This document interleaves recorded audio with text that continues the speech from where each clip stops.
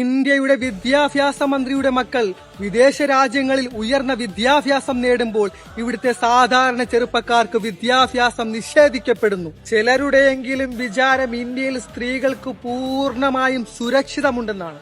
എന്നാൽ അത് ഇല്ല എന്നതിന്റെ ഉത്തമ ഉദാഹരണങ്ങളാണിതെല്ലാം.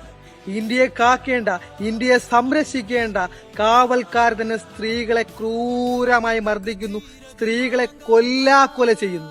ഇന്ത്യയിൽ 65% ചെറുപ്പക്കാരാണ്.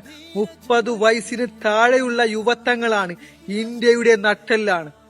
നമ്മുടെ നാട്ടിലെ സാധാരണപ്പെട്ട ചെറുപ്പക്കാർക്ക് വിദ്യാഭ്യാസം നിഷേധിക്കപ്പെട്ടപ്പോൾ, പണമുള്ളവന് മാത്രം വിദ്യാഭ്യാസം നൽകുമ്പോൾ, പണമുള്ളവന് മാത്രം ഉയർന്ന ജോലി നൽകുമ്പോൾ ആസാമിലെയും ബംഗാളിലെയും ബീഹാറിലെയും തൂത്തുക്കുടിയിലെയും എത്രത്തോളം ചെറുപ്പക്കാരാണ് മരണത്തിന് കീഴടങ്ങിയത്. നാളുകളിൽ ഡോക്ടറാവേണ്ടിയിരുന്ന എത്രത്തോളം ചെറുപ്പക്കാരുടെ ജീവനുകളാണ് പൊലിഞ്ഞു പോയത്.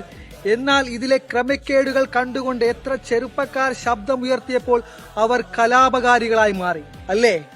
യുവതലമുറയെ സംരക്ഷിക്കേണ്ടവർ തന്നെ കൊല്ലാകൊല ചെയ്യുന്നു, മർദ്ദിക്കുന്നു, ഇല്ലായ്മ ചെയ്യാൻ വേണ്ടി ശ്രമിക്കുന്നു.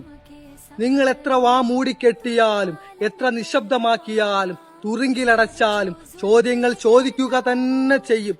അതിനുള്ള ഉത്തരം നിങ്ങൾ തന്നേ മതിയാകൂ.